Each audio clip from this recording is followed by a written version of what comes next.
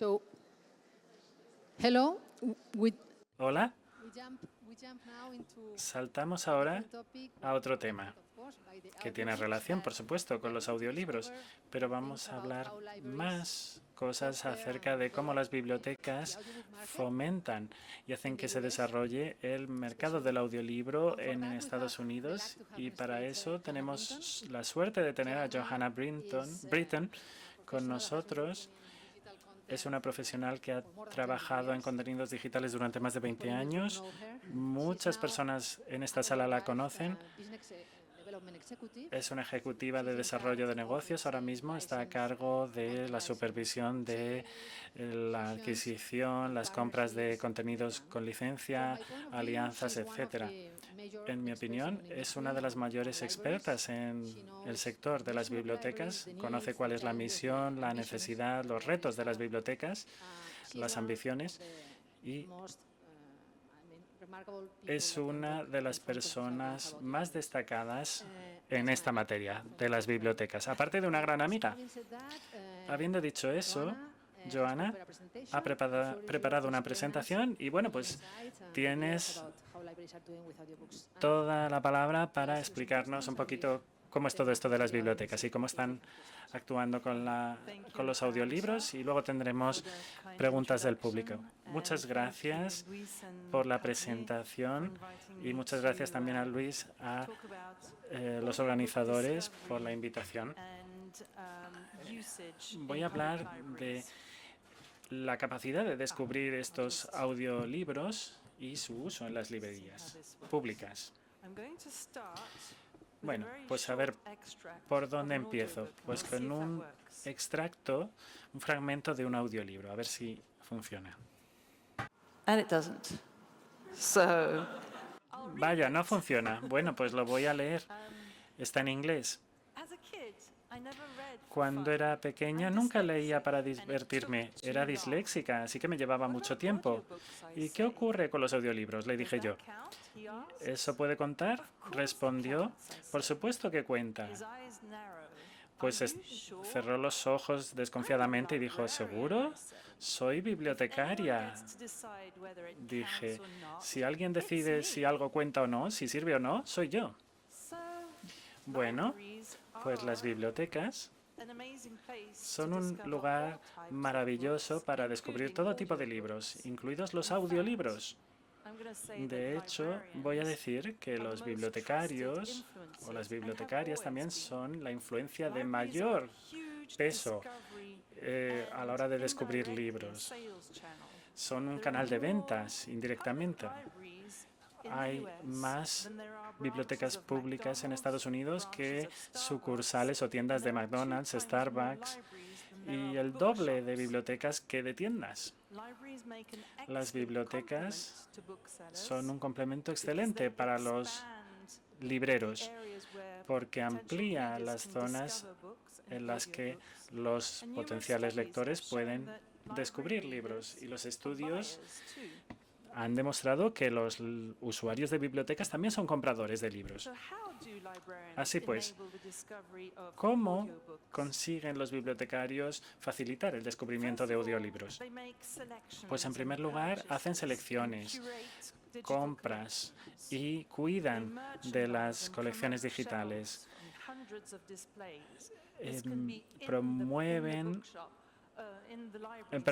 Administran las estanterías de cientos de exposiciones de libros, recomiendan libros, listas de lectura.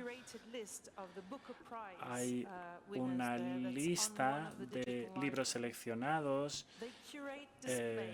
dan premios, organizan exposiciones, crean grupos de lectura o clubes de lectura. Por ejemplo, en Singapur, ven ahí cómo hay un club de lectura antes de que se enfríe el café, lo llaman. Luego también organizan charlas sobre libros también en línea. Organizan comunidades de lectores, organizan lecturas en voz alta.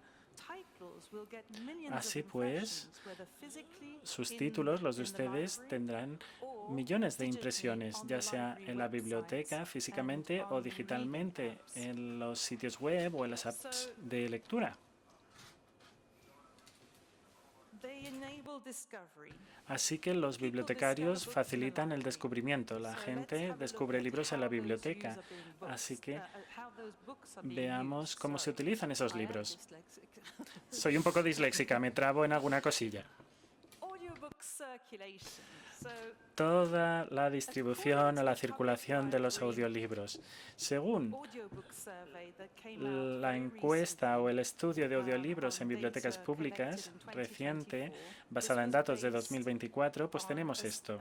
Se basa en un cuestionario que se envió a 486 bibliotecas públicas de Estados Unidos y la mayoría de las bibliotecas encuestadas dijeron lo siguiente. Los audiolibros representan menos de un 20% del total de adultos y niños que entran en esa circulación. Más del 46% de las bibliotecas encuestadas registraron un aumento notable en el uso por parte de adultos. Muchas vieron que bajaba la circulación de libros entre niños, pero en las bibliotecas mayores la tendencia seguía siendo creciente con los niños. ¿Y cómo se compara esto con los datos que hemos visto antes? Vemos que hay un aumento constante en más de 100 países en el mundo. Al menos de 90.000 bibliotecas se han conectado a nosotros.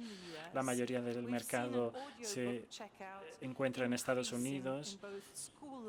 Y hemos visto también un mayor uso en las bibliotecas escolares y públicas cada año. En las escuelas hablamos de un aumento de 11,56% interanual y en las bibliotecas públicas en torno a un 12%. Cada vez más circulaciones. ¿Quiénes son los usuarios? Pues parte de mis respuestas se van a basar en esa encuesta de bibliotecas porque establecen una clasificación. Atienden a aquellos usuarios a los que creen que dan un mejor servicio. Según la encuesta, casi todas las bibliotecas encuestadas dijeron que las colecciones de audiolibros se prestan muy bien a los trabajadores que se desplazan cada día, a quien está haciendo deporte, a las personas mayores, a los que son capaces de hacer multitarea, las personas con dificultades visuales, los lectores reacios, los lectores con dificultades, los lectores que se están aficionando a la lectura ahora, los aprendices auditivos, las personas con discapacidades de aprendizaje, personas con otros tipos de discapacidades y también a quienes escuchan otros idiomas diferentes del inglés. Y aquí resalto un poco esa información y entro en más detalle en este último punto porque creo que muchos de los aquí presentes lo van a considerar interesante, a saber que que en Estados Unidos hay un mercado para otros idiomas más allá del inglés. Por ejemplo, los audiolibros de aprendizaje de idiomas, el 56% de los encuestados dijeron que tenían títulos en otros idiomas diferentes del inglés, entre 1 y 5% de su colección de contenidos adultos. Y en el caso de los niños, hasta un 54%. Las bibliotecas están dando un servicio a una mayor población en las bibliotecas de las grandes ciudades que tienen colecciones mayores, que invierten más en idiomas extranjeros. Es comprensible porque hay una mayor diversidad en la comunidad. Y normalmente la colección adulta Esas bibliotecas tendrían una colección que representa entre un 1 y un 5% de la colección de libros para adultos y un 6 a 7% en el caso de los títulos infantiles. Así pues, ¿qué presupuestos tenemos en las bibliotecas públicas para los audiolibros? Según esa misma encuesta, cerca de la mitad de las bibliotecas tenían un presupuesto para audiolibros de en torno al 1 al 10% de los gastos totales en material. Aquellas bibliotecas que daban servicio a poblaciones mayores gastaban más, entre un 21 y un 30% de sus presupuestos iba para audiolibros para adultos y entre un 11 y un 20 para contenidos infantiles. Hemos comprobado estos datos y hemos visto que sigue habiendo crecimientos de 2 dígitos interanuales. Y esto va muy en línea con lo que han dicho otros ponentes hoy. Así pues, la media se encuentra en torno a un 13 o un 14% interanual de crecimiento, pero al fin y al cabo, pues eso, es un crecimiento de 2 dígitos, sólido. Así que hay un presupuesto para esto. Y luego una buena parte del tema es qué opciones queremos dar. Ustedes, los editores, si quieren que se descubran sus audiolibros en más lugares, ¿cómo actuar? ¿Cómo se van a vender esos libros? Hay varios modelos de acceso que se ofrecen, que los editores ofrecen en las bibliotecas. Algunos son más de la preferencia de los bibliotecarios que otros porque no tienen un presupuesto infinito. Así que, ¿qué modelos de acceso se prefería? Pues bueno, estas eran las respuestas. Mostraban que lo que más les gustaba era tener una variedad de opciones, poder elegir entre diferentes modelos, dependiendo de si el libro ya era un título asentado, un título novedoso, si estaba en un idioma extranjero o no, si era más popular o no el título. Pues bueno, los bibliotecarios tomarían unas decisiones o no, u otras de compras. El modelo de una copia, un usuario era el más popular. Después explicaré los modelos. El segundo modelo era el de uso simultáneo y el menos elegido era el de pagar por el uso. Sé que muchos de ustedes tienen modelos de acceso medidos, contabilizados, y es el menos popular. Así que, ¿qué ocurre con estos modelos? ¿Qué son? El modelo de una copia, un usuario, se contabiliza bien porque se compra una vez y se da prestado una vez a un usuario y nunca se agota mientras esté en pie.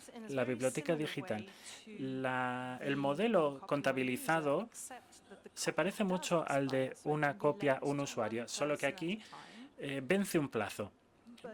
Sí se presta una copia a una persona, pero hay una fecha de caducidad, digamos. Va a haber una fecha dentro de 1 año o 2 años cuando expire la licencia, o bien hay un límite de préstamos, de circulaciones que decimos.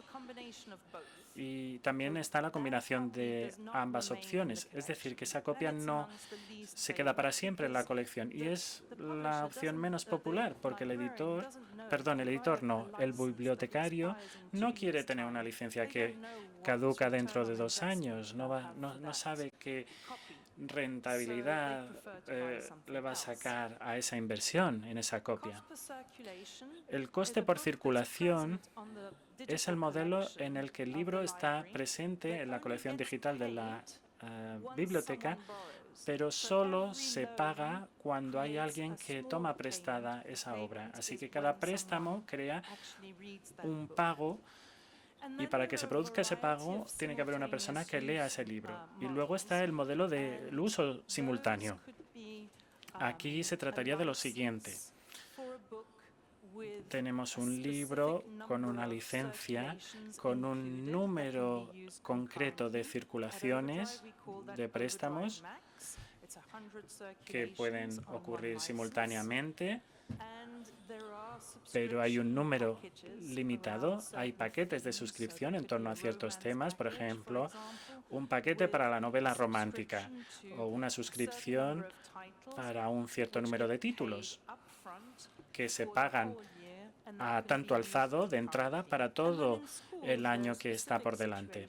Y después en las escuelas hay situaciones específicas. Las licencias ahí se pueden utilizar para los niños en las aulas, en entornos de aulas. ¿Qué decimos? Es decir, 40 alumnos que están estudiando un mismo libro. Pues bueno, habría una licencia para esos 40 alumnos. Así que, ¿cuál es el mensaje clave aquí? ¿Qué tenemos que aprender? La lección que nos llevamos, pues que las bibliotecas no tienen recursos ilimitados, que agradecen que haya unas condiciones justas y equitativas y que valoran mucho el poder elegir entre diferentes modelos de acceso y que hay todo un potencial de descubrimiento de nuevos lectores, porque tienen mucha presencia en el espacio físico y digital. Y con todo eso les doy las gracias y estoy aquí para responder a sus preguntas.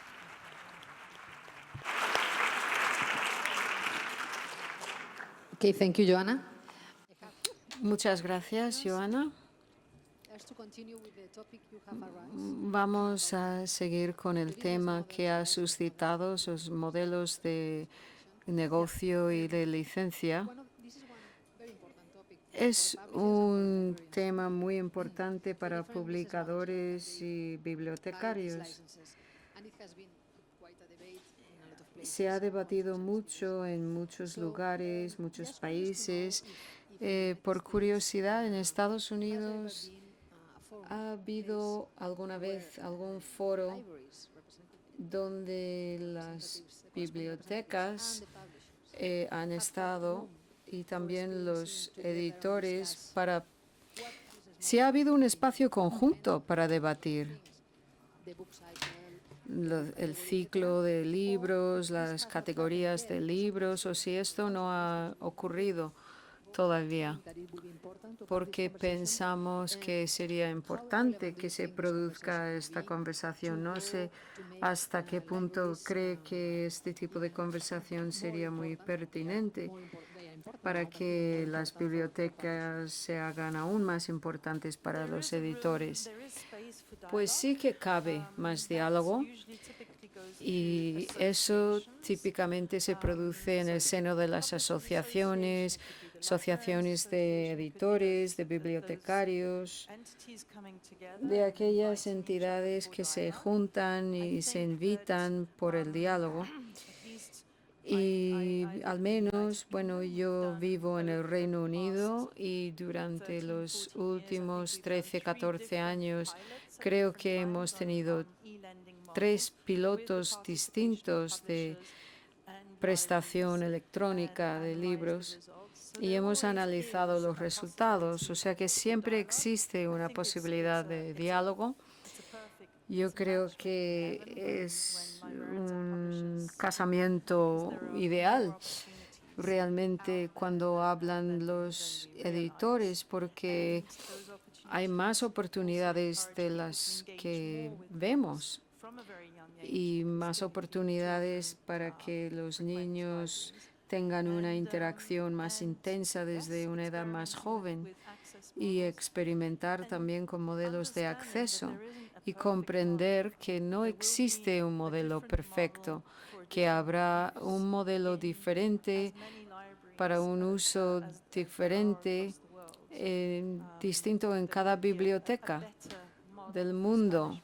Habrá un modelo mejor para libros en español en América que en España, quizá. Es interesante porque ustedes pueden ser transparentes, intercambiar información, que es clave. También quería preguntarle, hemos visto que algunas bibliotecas tienen colecciones en otras lenguas. No sé si era entre el 1 y el 5%, ha dicho. Esto es interesante, aún es bajo comparado con lo que podría ser. Entonces, en base a su experiencia, ¿qué creen que pueden hacer en España y en América Latina las casas editoriales para acercarse a este mercado? Bueno, desde luego hay que planteárselo.